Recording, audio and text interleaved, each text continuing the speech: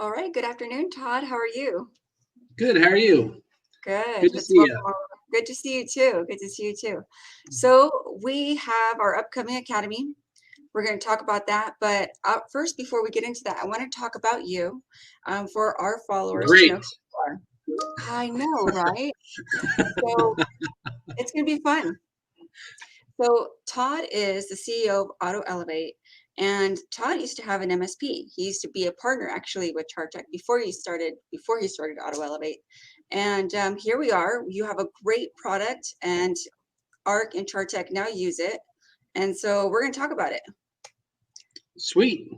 How is it going for you, Todd? Tell us about how you came up with the concept behind Autoelevate.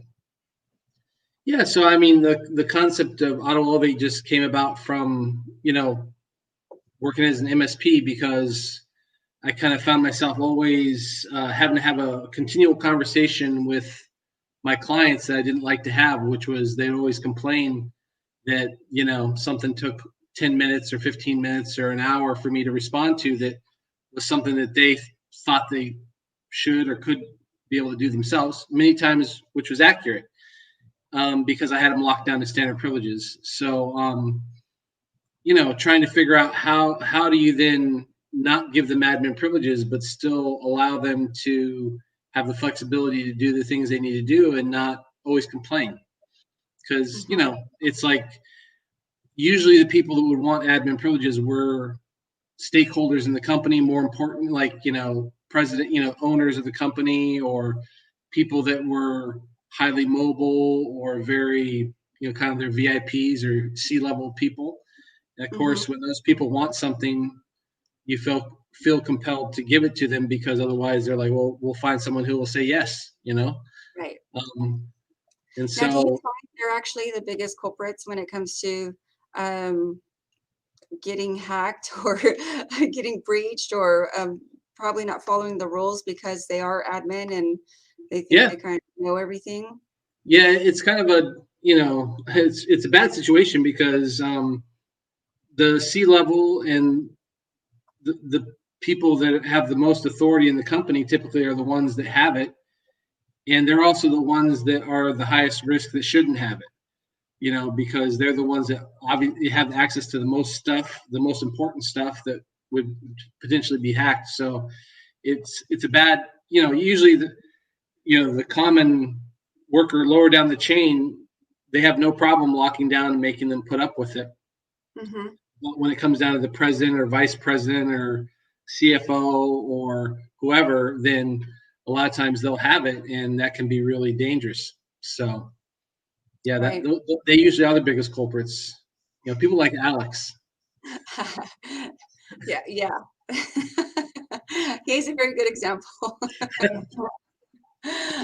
Well, so let's talk about this. So if an MSP wants to sign on with you, what exactly are they, what benefits are they letting their client know that they're going to be getting with your services? Well, Actually, let's first of besides benefits, because we already know that we're going to have lots of benefits with your service, but let's talk about the challenges that their clients are going to be, they're going to be solving for their clients. well, a lot of security products can be a little bit of a challenge to have that conversation with a client about because some of the security products are very abstract to them. So if you're talking to your clients about a firewall, your firewalls don't, or your clients don't usually understand why, they're like, hey, we just bought a firewall 8 years ago. Awesome Linksys. I don't understand why the new one that you're saying we need now is any better than the old one. Mm-hmm. But when it comes to admin privileges, most managed service providers already locked down, or a good percentage of them locked down at least most of the people at a company, and it has been a course of subject because every time someone can't do something when they want to do it, the subject is going to come up.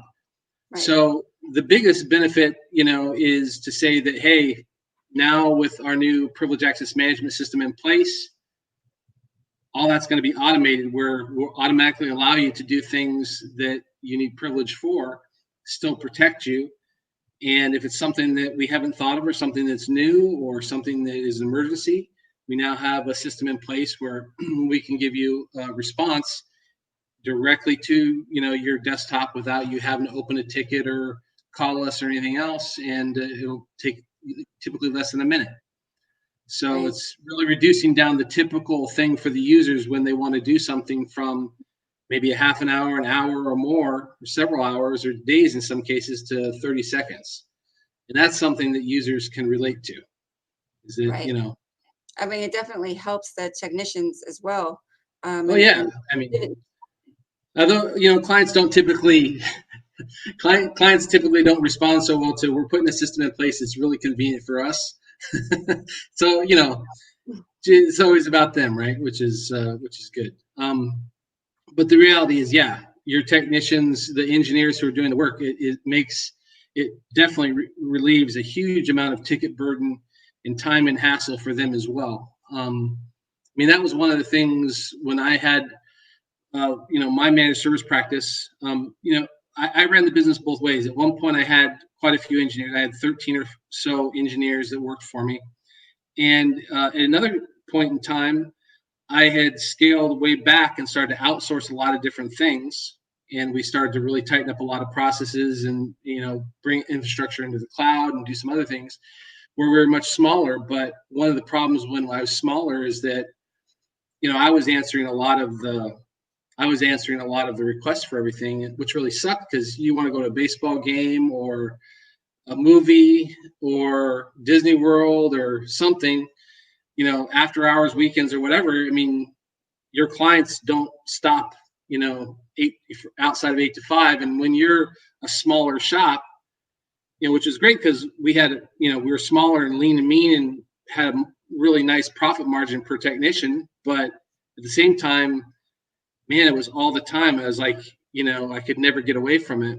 And so being able to answer those requests mobily, I mean, I would have loved Autoelevate had I had it when I was a managed service provider because, I can't tell you how many times I went to Disney World with my laptop in tow, which really sucks, not only for me, but,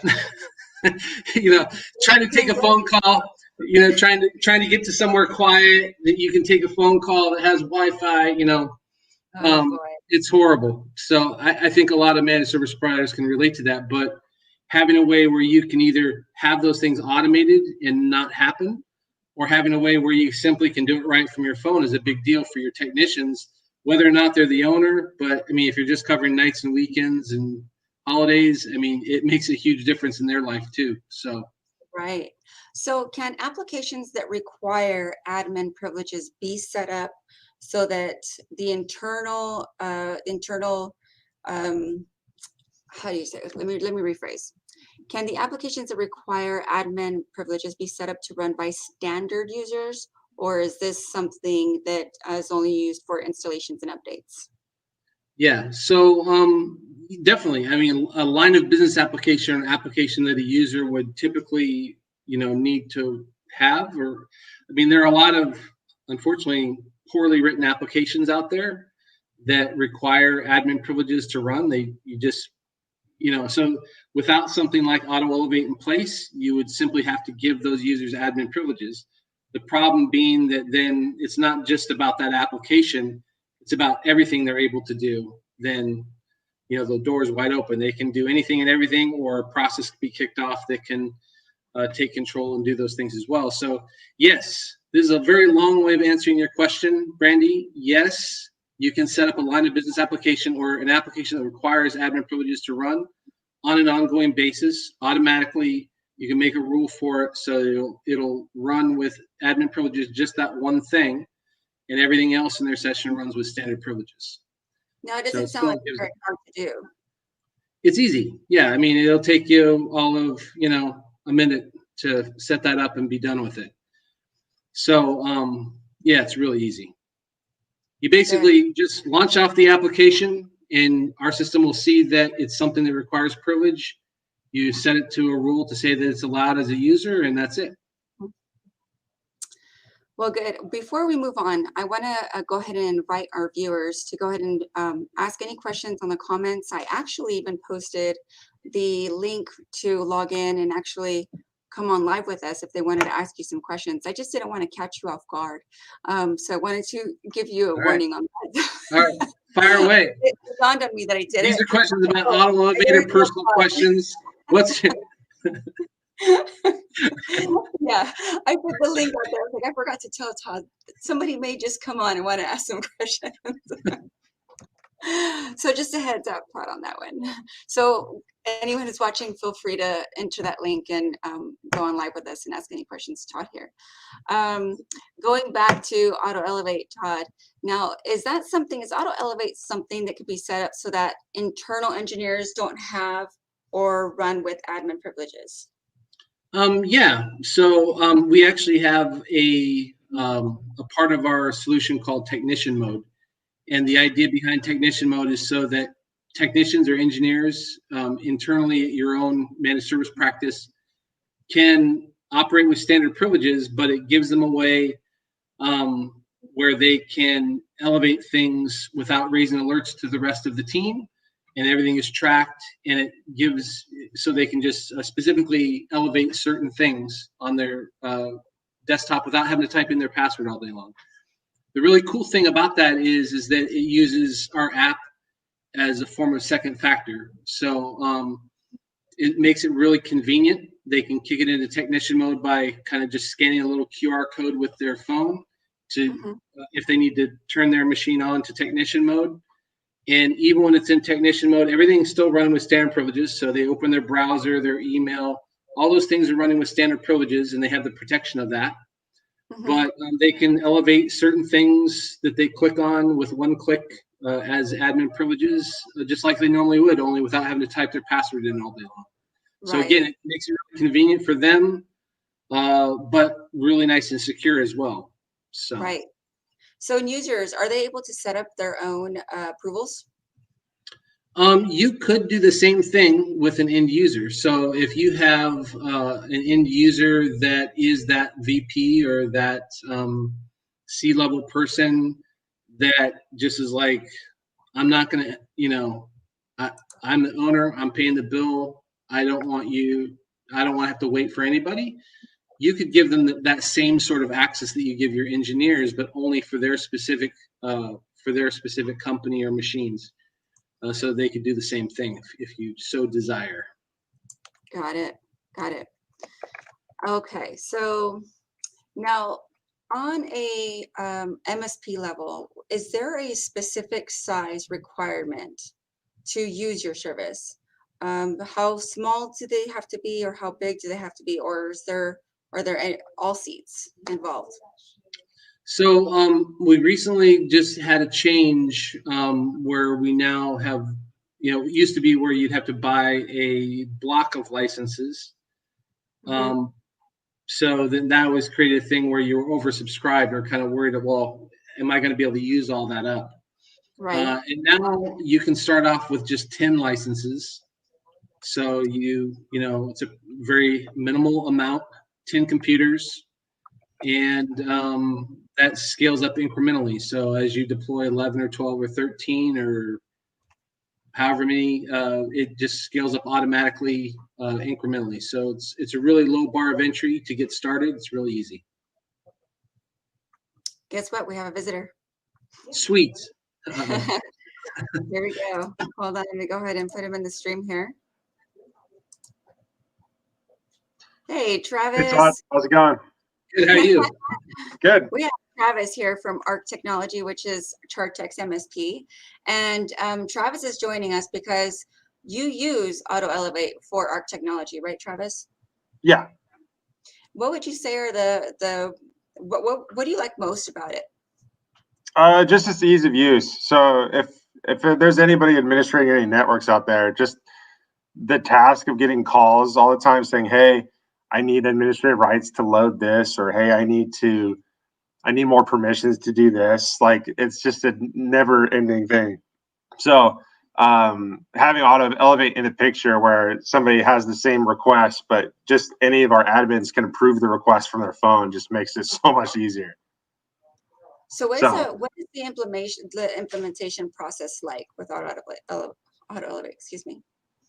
so we're using Automate, and so we have it scripted. We just deploy it to all of the managed machines that we have it on, and when we go into Autoelevate's live mode, we just it pushes out the non-administrative rights of those users, and then we just get the request to approve stuff. It might be a little noisy, like up front, right off the bat, because you're learning that network. So their applications and programs that are going to be making a lot of noise right off the bat.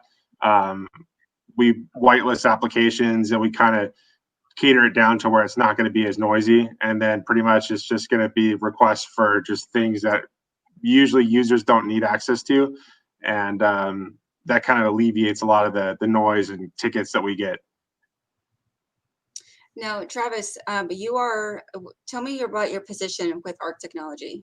So I'm a cybersecurity analyst at ARRC. I've been here for about 15 years, and I've seen pretty much you name it. And we do offensive and defensive stuff, and a lot of the headaches is on the user level, where they have too many permissions, and you're running into situations where they're running things that they shouldn't be running. And then you have backdoors on the network, and you have just tunnels that are going places they shouldn't be going to. And yeah, you'll see stuff like that whenever you're administrating things that make a lot of noise. What is the most oddball thing you've ever caught using Autoelevate that's been like, wow, if we didn't have this, then this would have happened? Probably the most annoying weird thing is, like, those like weird calls that people get. They're like, hey, this is the IRS, you guys haven't paid your tax refund or whatever, and we need access to your computer to see if we can get those records and help you guys make that payment.